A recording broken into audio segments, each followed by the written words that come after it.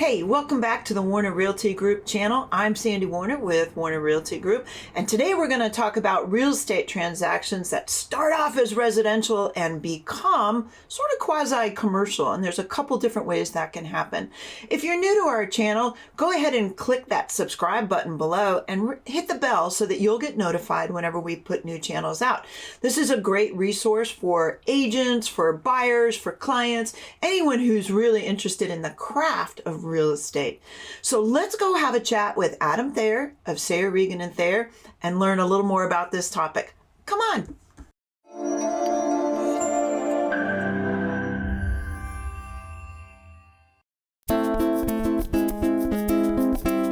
Good morning, everybody. We're back with Adam Thayer of Thayer, Regan & Thayer. I always try to do that backwards. That's right. You can put the Thayer part first. Well, you're the important one, right? That's right. Yeah. Today, we're going to talk about a topic that comes up a lot in our market because we have a lot of second homes and a lot of investment properties and a lot of buildings that are put to interesting uses. So let's talk with Adam today about some of the commercial aspects of purchasing a residential property. So good morning, Adam. Thank you for joining us. Hey, thank you for having me. Good to be here. Your sound is great today. Oh, great. Yeah.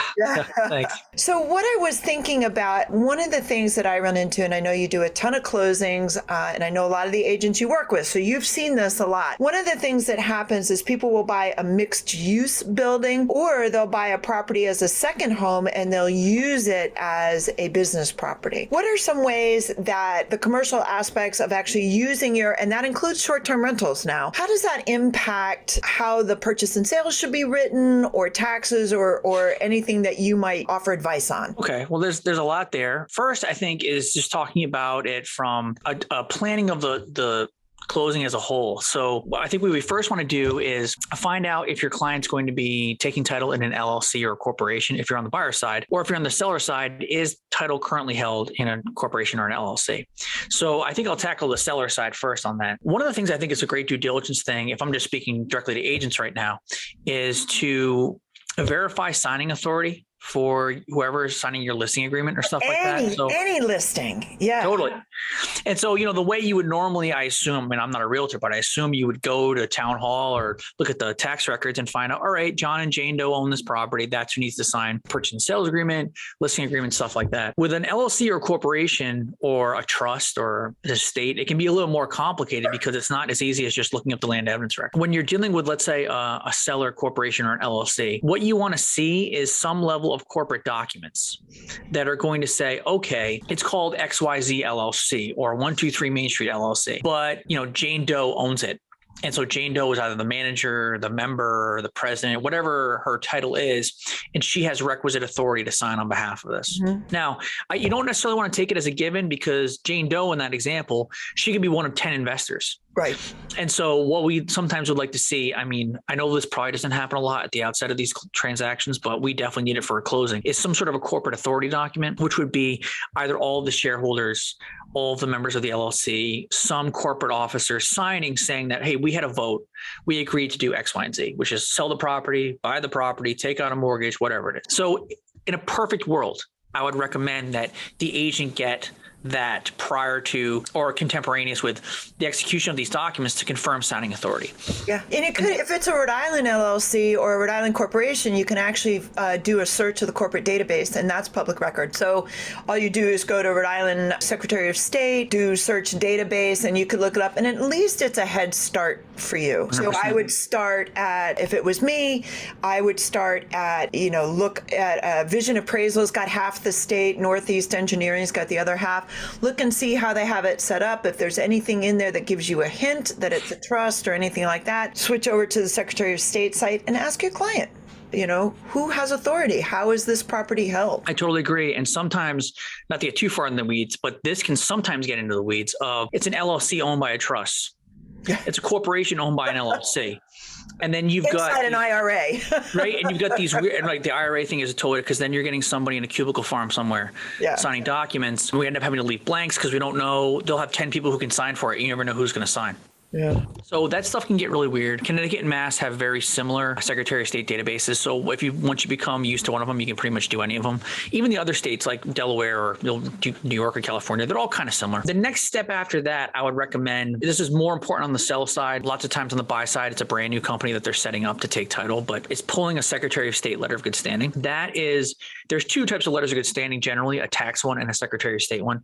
The Secretary of State one is somewhat more important because that's the one that really says this business is active and has authority to do business, Right. to sign a purchase and sales agreement, to sign a deed, to sign a mortgage, whatever it is. And those are pretty cheap. It's short money. You're talking like $25, maybe $50 to get one of those. I thought it was 15. You think it's a little bit more than that? I think it might be 25. And some of the other states it can be a little bit more. But even then, I mean, listen, it's the cost of a smoke cert on Lily's property. It's talking about such short money. I consider it the cost of doing business. Agreed. And we're going to need it for the closing anyway. Yeah. So if a realtor's going to get one of those at the outset and then just give it to the attorney, that's, that can be a reimbursable thing like a smoke cert or something like that on the settlement statement. So moving a little bit forward from that, a lead time item that can be kind of like a sister form to that is a taxation letter of good standing, which we need usually on the sale side to prove that there's not going to be any tax liens on the property. And also on the buy side, when you're trying to convince a lender that the entity is not delinquent or going to become delinquent on taxes. Are you talking those about are way more complicated. lien certificate or something related? No, this is totally different. This would be done through the state's Division of Taxation or Department of Revenue, whatever it's called. Like, for example, in Rhode Island, where I know hopefully presumably most people watch this video will be practicing. When you request one of these, there's multiple things you can pick. Like, is this for a sale of majority assets, sale of minority of assets, sale of a liquor license, just general tax status, stuff like that. You check it off, you submit it. They will then send you a list back of what the things they need to be able to issue this letter. So that can be a lead time item. It's particularly important if it's the sale of a majority of assets or the seller's a corporation. Which, if your seller has each of their properties in a separate LLC, that's a sale of majority assets. That's the sale of the only asset. Exactly. So this is a great way to keep your closing on track is to kind of get more information about that exact topic. Maybe start that process. Get your closing attorney looped in really early in the process. Yeah, and your client's CPA. So when I'm involved in these deals, one of the first things I usually ask people is, who is your CPA? And sometimes people will tell me, oh, I don't have one. And I'm like, well, you're operating a business. You have properties and business entities. This is the adult world. You need to have some sort of a tax advisor. And I know people want to do stuff on their own, but it can massively complicate things. Yeah. So CPA is a good person to get, because again, that's lead time item stuff. Yeah. So we don't want to mess around with that. So the initial outset, make sure we have signing authority and maybe start working on letters of good standing, tax, and Secretary of State. Secretary of State being by far the easier of the two to get. Yeah. The next step from that is going to be, it's really going to depend. There's residential real estate and then there's commercial real estate. And then you have this weird overlap where you have residential deals that kind of have flavors of commercial. And it can be different ways where if your client's buying just a residential property in an LLC or a corporation, it might basically be a residential deal with the exception of some of this ancillary corporate stuff that we've talked about. Yeah. It could get much more into the commercial real estate world if we're talking about, hey, your client wants to buy this 3-unit property in downtown Newport that they're going to live on the 3rd floor as a residential apartment, but the 1st floor has a commercial tenant. Yeah. And that now becomes much more of a commercial closing because financing is going to have to be commercial financing. Yeah. Which just brings into a whole nother layer of complexity and lingo that you need to be used to and able to kind of hang, and not just nod your head like, oh yeah, sure. FF&E. Yeah, I know what FF&E is, and it's one of those things where, listen, I was there. I nodded my head in the first few ones of these deals until you start figuring, oh yeah, FF&E, furniture, fixtures, and equipment. So I think knowing kind of the way the closing is going to go, and obviously working with a good team, whether it's the attorney, the CPA, your broker, it's very important to kind of know how you're going to go. And if it's going to be more of a commercial deal, like a true commercial deal, like with these mixed use ones, we're probably not using the RIR forms. Yeah. You're probably on an offer. Yeah. Yeah. And then it's going to be a custom purchase and sales agreement, which the attorney's going to draft. And it's going to look more like a mass residential deal where there's going to be an offer phase. The buyer's going to submit some sort of a letter of intent or an offer that's going to have kind of highlight real stuff. Yeah. How much am I paying? What contingencies? When do they expire? When do I want to close? And the timeline on commercial lending is totally different. And they are not there to hold your hand. No, Those commercial lenders. It's not like residential real estate. no. And it's one of those things that there's headaches in commercial. There are different headaches than there are in residential. So residential headaches are much more frequent, but much lower severity. Yeah. So I went to the walkthrough, and that mirror that I really wanted wasn't there. And you got to like talk somebody off a ledge because the $200 mirror from Bed Bath & Beyond isn't there. Yeah. So that stuff comes up all the time, but it's fairly low level.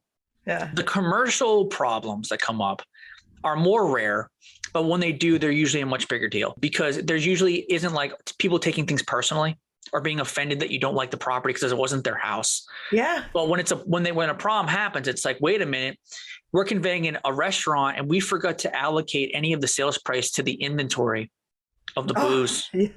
And some of these restaurants, and I've had that happen where then you get to the closing and there's $50,000 worth of inventory there.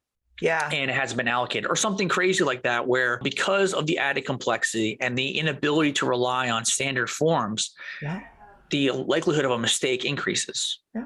So especially if you're not selling restaurants every day. Yeah. And exactly. They come up much less frequently, which can lead to delays, like as you alluded to, the closing time frame. If you put a gun to my head and said, Adam, what is the most common closing time frame that or time frames that we put in a closing purchase and sales agreement?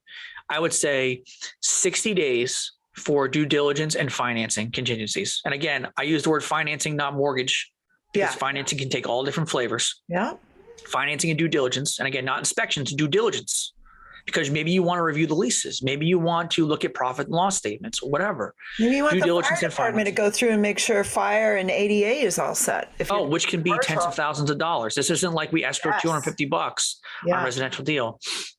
And then closing would be 90 days, sometimes pushed to 120. Maybe there's some complicated SBA financing or something else that's an additional complicating factor there. But usually 60 days for contingencies, 90 days, potentially up to 120 for a closing, unless it's some sort of property that there's going to be some sort of a permitting and approval process. Like let's say you're going to buy vacant land, commercial vacant land, or some sort of other a commercial or quasi-commercial property that you need to get municipal approvals for. You could have something like a 6-month due diligence. If you're waiting if you're waiting to get in front of boards or anything. Yeah.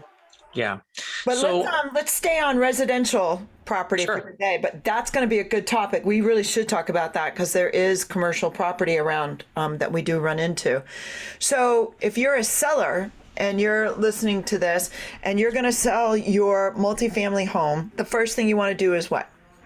If you're the actual client. Okay. Well, so if you have a multifamily, well, first of all, I need to know, is that multifamily 4 units or less?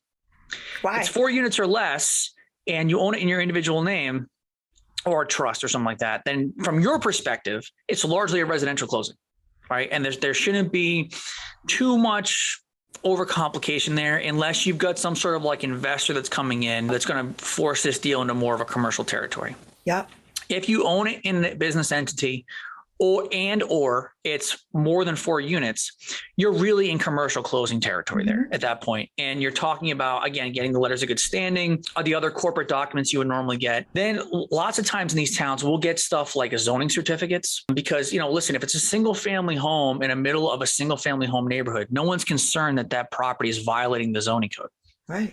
If it's a 6-unit property in a neighborhood full of 3 families or 2 families, the buyer is going to want to do additional due diligence. And one of the things they're probably going to want is a zoning certificate from the municipality that confirms zoning compliance with the property, which can be, usually it's fine, but it's not a slam dunk. And sometimes it'll say that it could reveal a latent defect that the town's now aware of. Yeah. Or even to our prior point, we then get in there and do a smoke inspection, and these have much more complex fire suppression system. Maybe they need to have fire escapes, stuff like that. Doors, sprinklers, fire escapes, sprinklers, totally. and sprinklers. Sometimes you have to run a whole nother water line from the main. I don't know if everybody knows that. You can't just use your existing plumbing. Yeah, it can be a mess. And then with the explosion of Airbnb I always tell people, never buy anything with the assumption that you're going to be able to Airbnb that property. Yeah. It's a bonus. Yeah. So these towns are scrambling to figure out how to deal with these things. Yeah. I grew up in Portsmouth. When I was a kid, Rogers High School was Division I in all the sports, and they would have, thousands of people at the football games when they would play Portsmouth and East Providence and stuff like that. And now Rogers has like 500 kids, and the municipalities and Middletown and Portsmouth and Narragansett and other places are dealing with this, where it has really drastically changed the demographics of the town. Yeah. And the finances of the town. And so these towns are trying to figure out, wait a minute, how do we protect to a certain extent private property rights while also in the aggregate, not allowing everyone to just Airbnb their house and destroy the fabric of the community. Yep. So these are very fluid situations. So I would be very hesitant for either a seller to make a representation that something's guaranteed or a buyer to assume something is guaranteed when it comes to, like as you're alluding to, the short-term rental, which is really a commercial aspect of these properties. Lots of these towns, like Newport, for example, you get a 2-family by right. So when you have that third unit, it has to be commercial. So you can go to a planning board and they'll say, all right, we'll let you make that third unit a commercial on Airbnb because we consider that a commercial use. So you got Airbnb first floor and then normal residences upstairs. If you're in the right zone. Correct. But which is so counterintuitive to what the town actually wants. So a town like a city like Newport is desperate for year-round housing and affordable housing. So they should, if we take a step back, they want more year-round units. But a property like that, they won't let you do a year-round rental there. They'll only let you do Airbnb, which is something they don't want because it's removing all the families from town. So navigating the very counterintuitive and just nonsense zoning codes of these towns they can change on a dime. Yeah. So I am hesitant to let anybody think that anything is a given when it comes to that. Yeah, I think I've had buyers come to me and say, oh, they're doing Airbnb, we can do it there. And I'm like, that's not how that works. Just because they're doing it doesn't mean that they can do it. And just because your agent says they can do it does not mean that you can do it. You may meet some of the requirements, but there's more to it than that. 100%. 100%.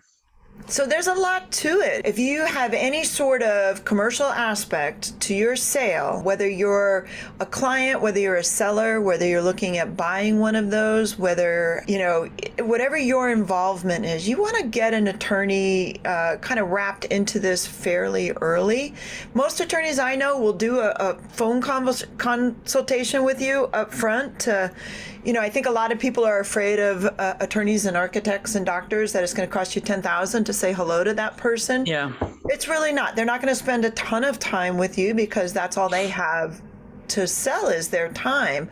But I think that you will find that a quick consultation, a paid consultation will save you a lot of money and a headache and heartache in the end. I totally agree. And I think that, first of all, when it comes to that, and I'm sure you've experienced this, not all realtors are created equal. Not all lawyers are created equal. Not anybody is created equal. I would be as people get into more complicated or sophisticated transactions, I would be very hesitant if you start dealing with anybody, whether it's a lawyer, an architect, engineer, who starts telling you that they're a specialist in a wide variety of fields. Yeah. I always tell people, use the medical analogy. If someone told you they were a dermatologist, a plastic surgeon, and a dentist, would you trust them to do any one of those things to you?